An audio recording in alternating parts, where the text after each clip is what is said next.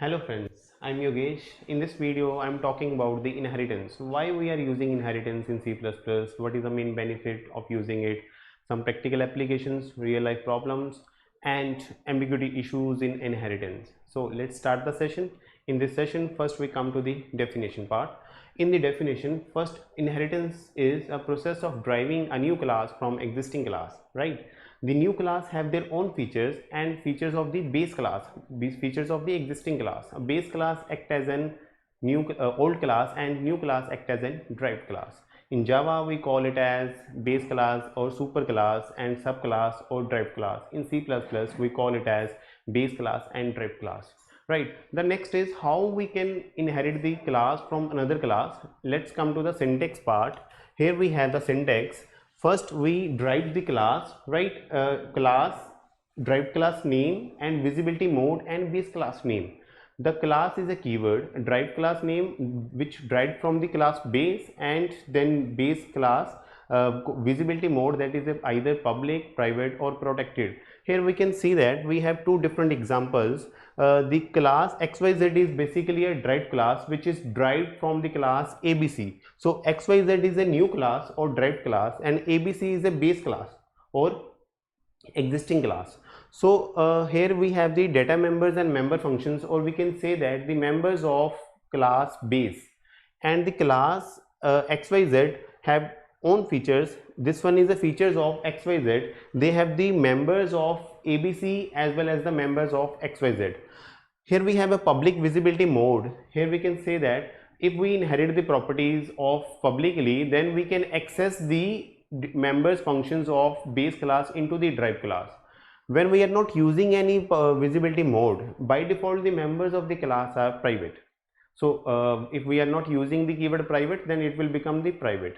So there is don't use any form of inheritance. We are not inheriting the XYZ from ABC, right? So we cannot access the members of ABC into the XYZ if we are inheriting the properties using private mode visibility mode. So we always prefer to use a public visibility mode when inheriting the properties from base to the drive, right? So next we have different types of inheritance. First we discuss the single level inheritance. In single level, we as we seen, there is only one base class and one drive class, right? One base class and one drive class. Base class have only one drive class and drive has only one base class. So this is a one-to-one combinations. There is no further extensions or different levels. But if you want to extend the different levels, then we come to the multi-level inheritance. Here we have ABC is a base class and B is derived from the class A. A is a base class and B is derived from the class A, and C is derived from the class B. So B is act as an intermediate base class because it is derived from the class A, but C is derived from the class B. Here is a role of protected visibility mode, because we have three different visibility mode: private, public and protected. Private and public we are using in case of single level inheritance, hybrid inheritance, and different inheritance. But in protected visibility mode we always use in the case of multi-level or hybrid inheritance, because when we use the private protected data members in A, only B can access the protected data members of A. C cannot access the protected data members of A. So it provides the security, because if you are using the public visibility mode, then all the subclasses can access the members of A. So it will remove the security issues. So we have to protect the members. So we have to use the protect the member by using the protected visibility mode. Only B class can access the protected members of A. And if we are declaring the data members of B as protected, so only C can access the protected data members of B. If we have another class, for example D, so only C can access the protected member of B, D cannot. Here only B can access the protected data member of A, C cannot. It means that only immediate derived class can access the members, right? So here is a use of protected data members in multi-level inheritance. So next we have a multiple inheritance. In multiple inheritance, a class basically derived from more than one base classes. Here we can see that C is derived from class A as well as from class B. So A and B are the base classes and C is a derived class. Certain ambiguity issues occurred in the multiple inheritance, we will discuss in next slide. Okay, and next, when we have a hierarchical inheritance, in this it is a tree form inheritance. We are extended the branch of one class into the multiple branches. Here we can see that A have three different branches, B, C and D. So that is in the form of hierarchical inheritance, right? Hybrid is nothing. Hybrid is nothing. It is in the form of combinations. It can be a combinations of more than one inheritance, right? Either single or multi-level, either single with multiple, or either multiple with multi-level. So hybrid is a combinations of more than one inheritance. So this is all about the different types of inheritance. Now come to the accessibility issues. We come to know that how we can inherit the properties of class to another class from base class to derived class, right? Here we can see that if we have a private visibility mode, then we cannot access the class in the derived section, as I already told in the second slide, where we have private visibility mode or no visibility mode, then by default the members of the base class will become the private to the derived class. So in case of protected, the members remain protected for public and member remains private for private and protected for protected, as I told in the last slide.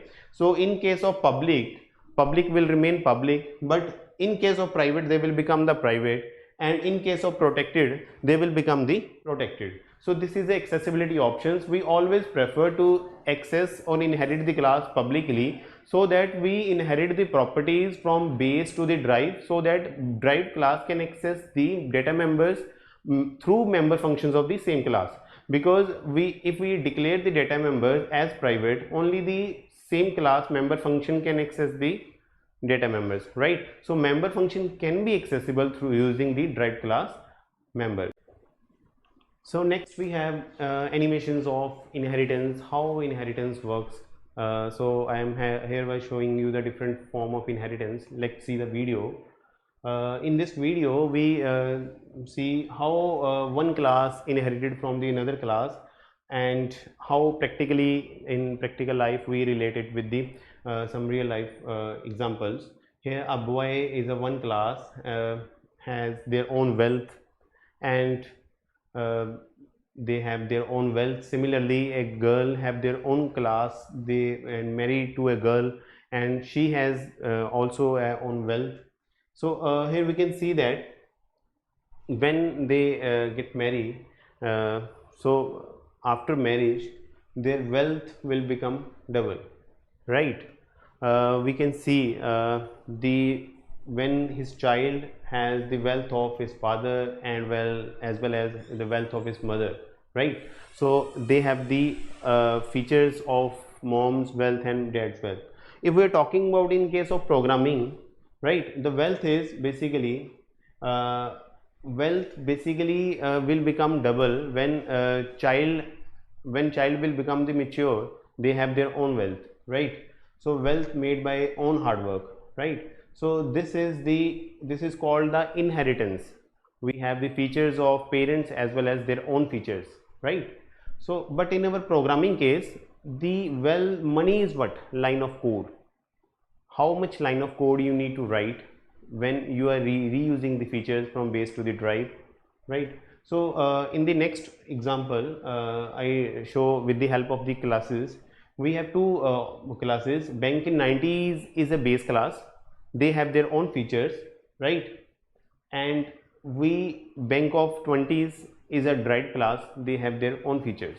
So bank of 90s have their own features like add money, withdraw money, take loan, display accounts details. So this is the features of the class base, means bank of 90s. And the derived class like bank of 20s, they have their own features, but they have the features of bank of 90s, right? So they have four features of bank of 90s, and they have their own features like online money transfer, online paychecks, and use of debit and credit card. So they have the features of base and features of drive.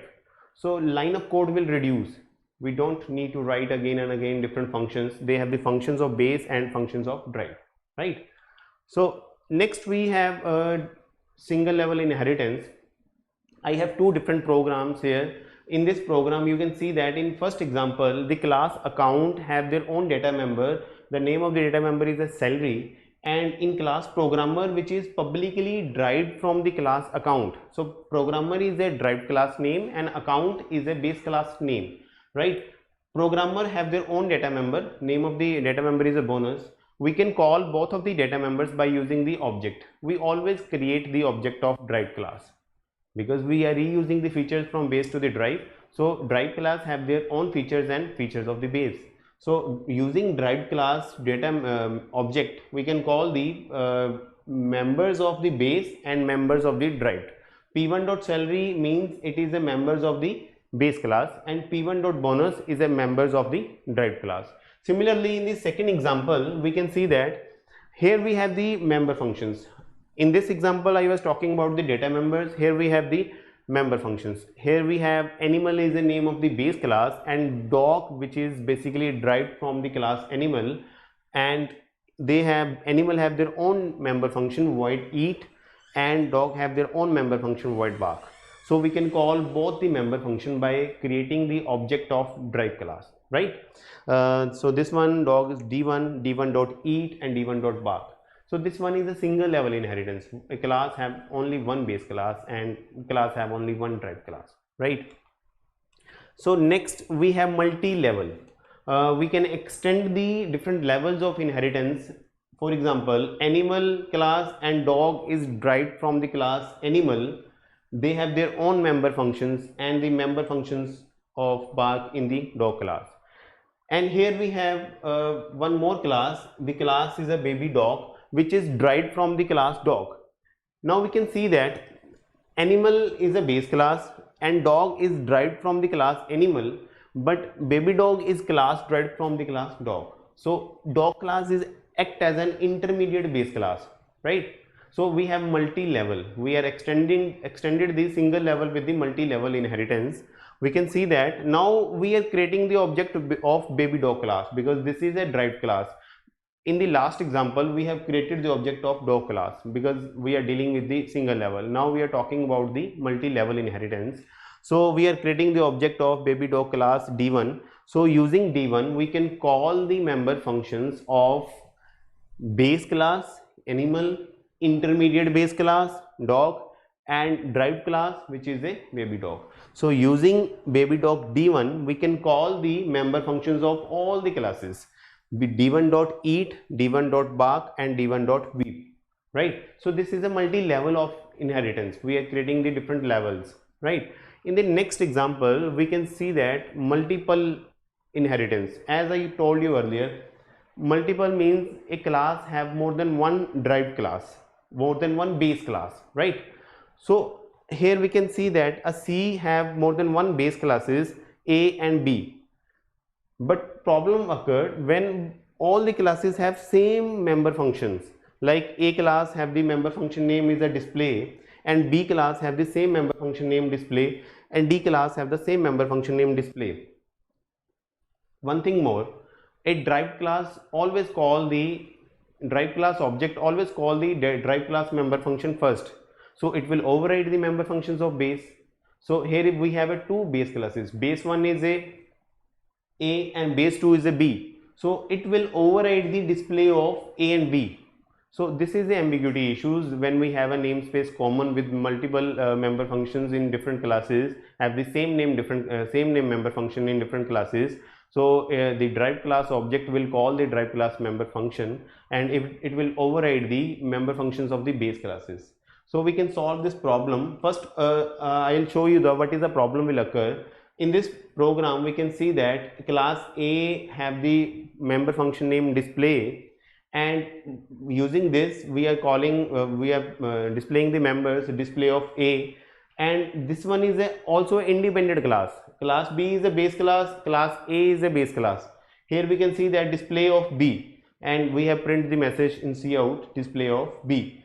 but in class C, basically this is a multiple inheritance. Class C is inheriting from the class A and class B, publicly A, public A and public B, right? We can change the order as well, public B or public A or public A or public B, hardly matter, right?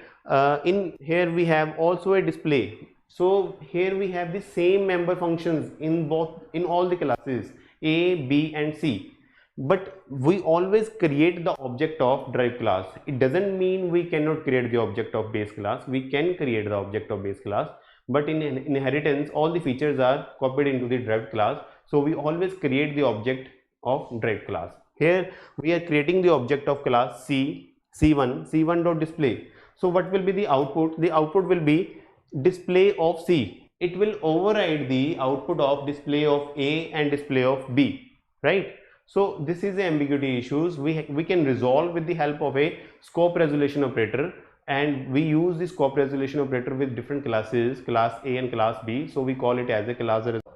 So in this program I will explain how to call the member functions of base classes and derived class both when we have the same member function name, right? First we come to the syntax: object name dot class name scope resolution operator function name, right?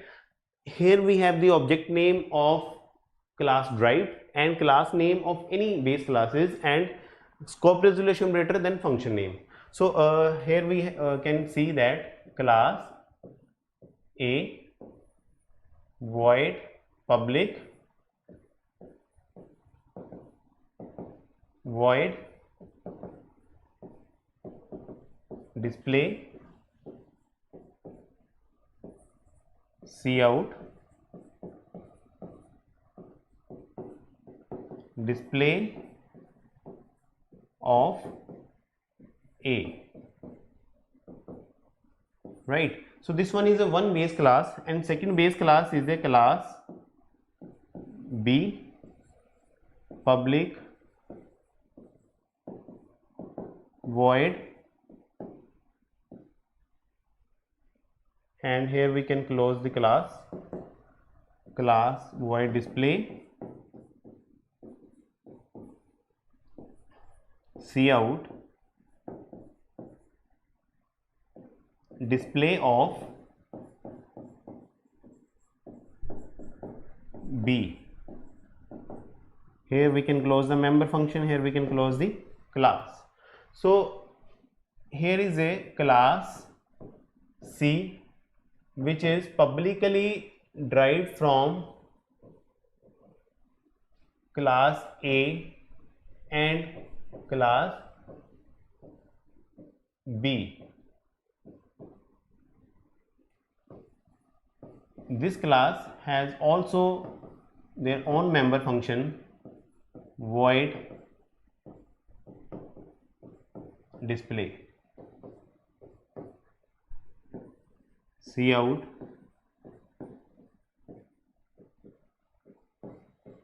display of C. Now in main section we always create the object of class derived void main C1 dot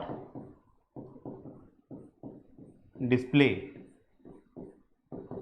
It will call the display of class C only, right?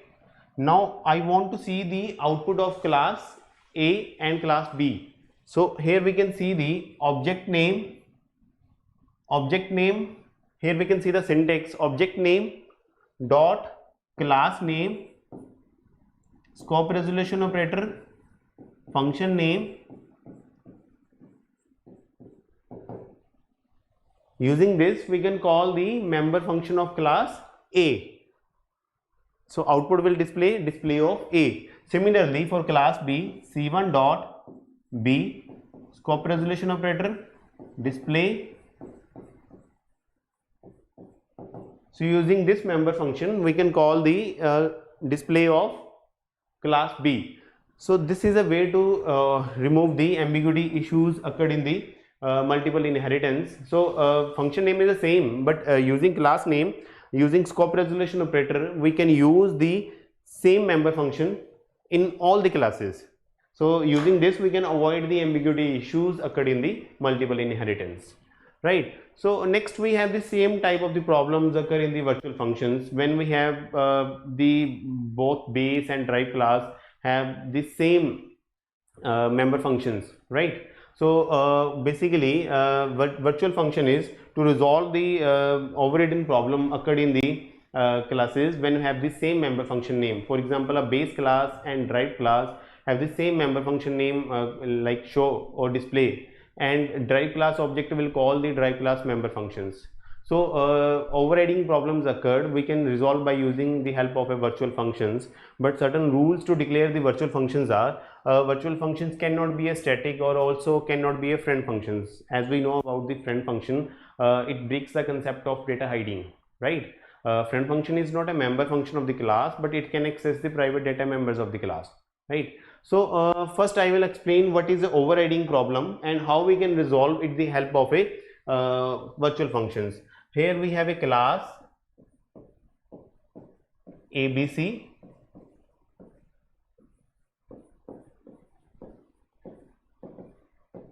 They have one function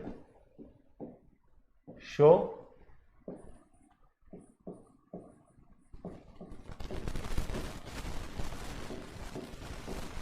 of ABC. In cout I have printed the message show of ABC. Now close the class. The class XYZ basically derived from class ABC. Public, they have their own member function void show, right? So member function name is the same in base class as well as in the derived class. In cout we print show of XYZ. Now in main section we always create the object of derived class x1 dot show.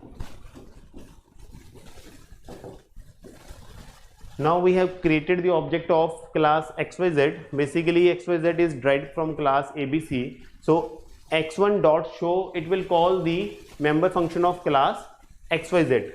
So output will be printed show of XYZ. So it will override the class ABC. So it will override the functions of class ABC. So this is a overriding problem that occurred in the C++. We can remove it with the help of a virtual function. Now let's see the example of using the virtual functions. We create the virtual base class pointer. Using base class pointer, we refer the base class object or drive class object. So in the runtime we resolve the problems occurred in the duplicacy, right? Here we can see that we always use the virtual keyword in base class version, because drive class member function overrides the base class member function. So we have to see the output of base class member function as well. So we have to prevent the overriding. We always use a virtual keyword in front of the base class member function, right? So here we have a virtual void show, the show of base class. Here we have a class B, which is basically derived from class A, and we have the public void show, and this is a show of class drive. Now come to the main section. Here we are creating the object of base class and drive class. Here we are creating the base class pointer.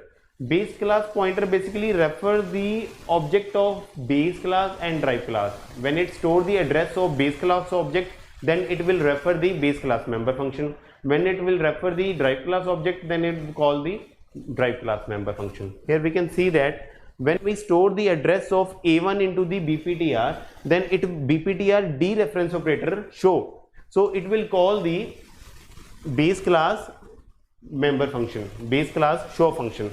When it will refer the base class BPTR is equal to n% B1, so in it will call the dereference operator. Using this we can call the show of derived class. So we create the base class pointer, it will refer the base class object or it will refer the derived class object. We runtime we resolve the overridden problem.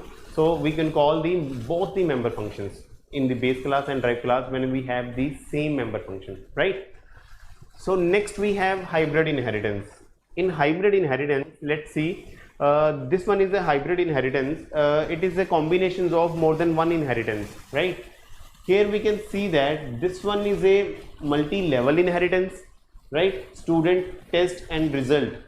Class test is derived from the class student and class result is derived from the class test. So test is act as an intermediate base class.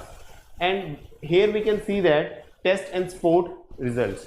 This is a multiple inheritance. So class result is derived from the class test and sports. Or we can say that we have the combinations of more than one inheritance. So hybrid is a combinations of more than one inheritance. So here we can see that class result publicly derived from class test and publicly derived from class sports. So it inherits the members of test and sports and its own members. So this is a hybrid inheritance.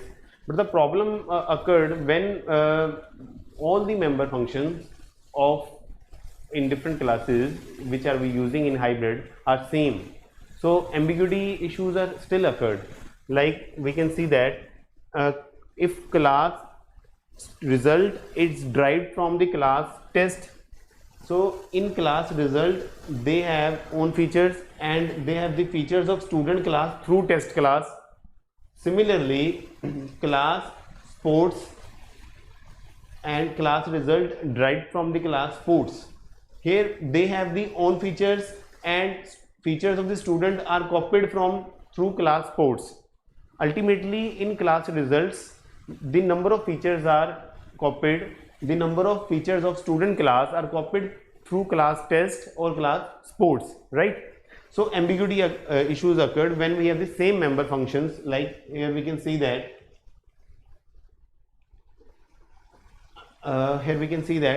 in this example, if we have the display member function name is a display and here we have a member function name display are same member functions and we have the same copies are occurred from class student to the class result.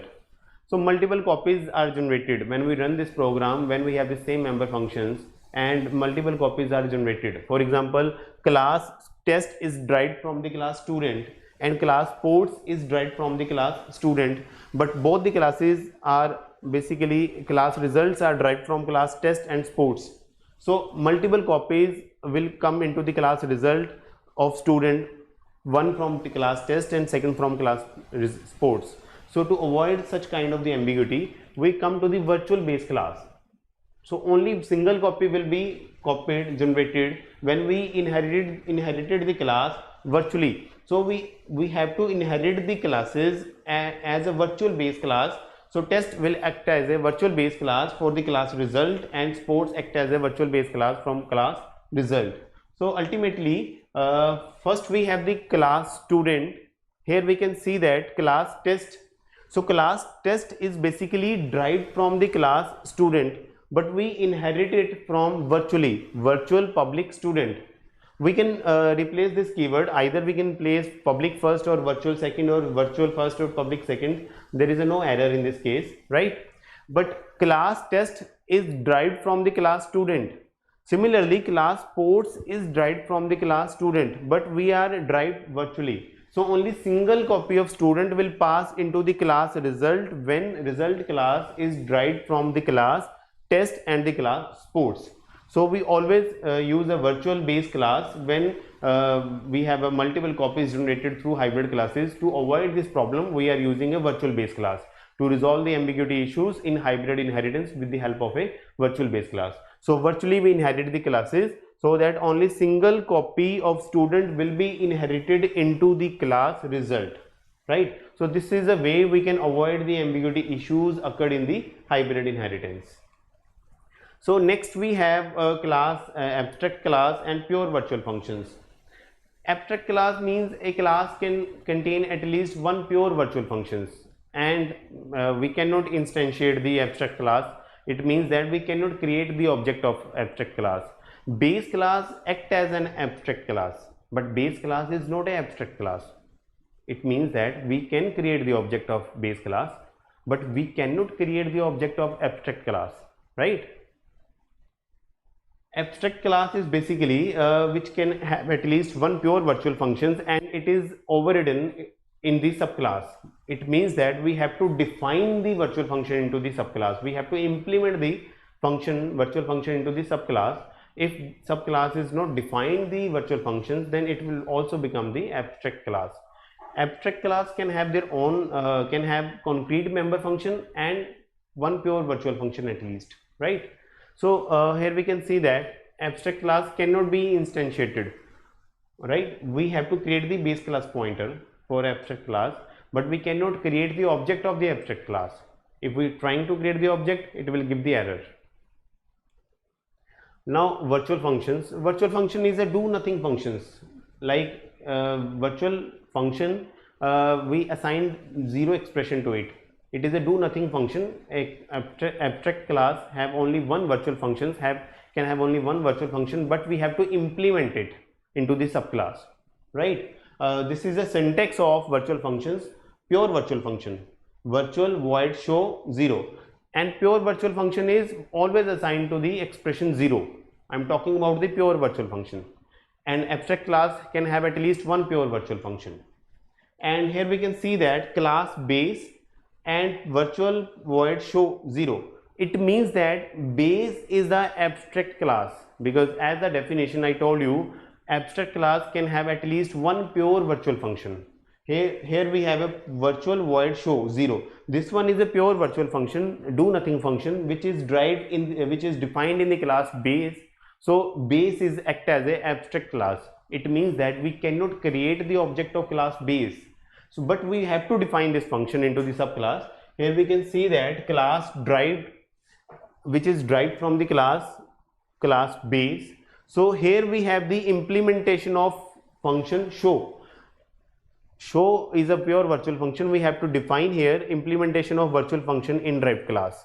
Integer main base obj, and then b is equal to %d and b show a. But this program will give the error. When we trying to create the object of class base, it will give the error, compile time error. We cannot create the object of class base, right? If we want to run this program, first we have to comment this statement, right? And then we can assign the object, we can create the base class pointer. If we want to run this program, first we have to create the base class pointer, which refers the derived class object to show the members, right? To show the show function. Otherwise, when we create the object of base, then it will give the compile time error. We cannot create the base class object, because base class is an abstract class, because we have defined one pure virtual function in the class. So we cannot create the object of the abstract class. So this is all about the abstract class, virtual functions, and different types of inheritance. So in this video we have seen different types of inheritance, how it can solve the complex problems and certain ambiguity issues, and how we can use in the C++. So this is all about the video. Thank you.